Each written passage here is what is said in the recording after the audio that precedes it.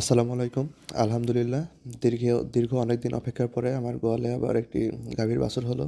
গত ভিডিওতে দেখাইছিলাম যে আমার এই গাভীটার বাছুর হবে। তো ওলাঙে ম্যাস্টাটাইজ হয়েছে, আর ম্যাস্টাটাইজ হওয়ার কারণ এগুলো দেখাইছিলাম গত ভিডিওতে।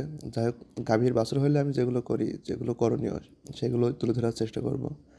যাই হোক, বাছুর হওয়ার সঙ্গে সঙ্গেই আমি বাছুরটাকে ওর মায়ের মুখের সামনে দিয়ে দিই, যাতে ওর মা জিহ্বা দিয়ে ওর গাটা চেটে সাথে সাথে শুকাই ফেলতে পারে, এই কারণে। আর এরপরে আমার কাজ থাকে যে উলাং থেকে দুধটা বের করে বাছুরকে খাওয়ানো। কখনোই আধা ঘন্টা পার হয় না, তার আগেই আমি দুধটা উলাং থেকে নিয়ে বাছুরকে খাওয়াই, যাতে বাছুরটা শক্তি পায় উঠে দাঁড়ানোর। আর আর আমি সবসময় চেষ্টা করি বাছুর হওয়ার সঙ্গে সঙ্গেই উলাং থেকে সম্পূর্ণ দুধ বের করে নেওয়ার, কারণ এটা শাল দুধ, এটা জমে গেলে উলাংয়ের ভিতরে এটা মেস্টাইটিস হবে, এতে গরুর দুধের প্রোডাকশন কমে যাবে। আর যেটাও অনেক গুরুত্বপূর্ণ কথা, আমাদের গ্রাম অঞ্চলের মানুষজন ভাবে যে বাছুর হওয়ার সঙ্গে সঙ্গে গরুরে খেতে নিষেধ করে খেতে দিতে।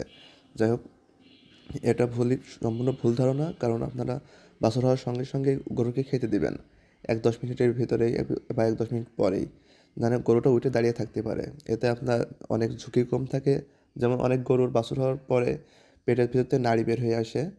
তো গরুটা যদি দাঁড়িয়ে থাকে এই ঝুঁকিটা থাকে না। তাই আপনারা গরুকে খেতে দেবেন। আর যে খেতে দিলে অনেক সমস্যা হয় এ হ্যান ত্যান, এগুলো মনে করেন একটা ভুল ধারণা। এমন কোনো সমস্যা হয় না, আরও খেতে দিলে গরুটা অনেক শক্তি পায়। আর অবশ্যই একটা জিনিস মাথায় রাখবেন, গরুর বাছুর হওয়ার সঙ্গে সঙ্গে কিন্তু আপনারা দানাদার খাবার খাওয়াবেন না, অল্প কিছুদিন পর থেকে শুরু করবেন দানাদার খাবার খাওয়াতে। কারণ গরুর উলাং তখনও অনেক ফুলে থাকে, অনেক দুধ থাকে, আর দানাদার খাবার খাওয়াইলে উলাঙ্গে অনেক দুধ চলে আসলে এটা ম্যাস্টাইটাইজ হবে। এগুলো লক্ষ্য রাখবেন।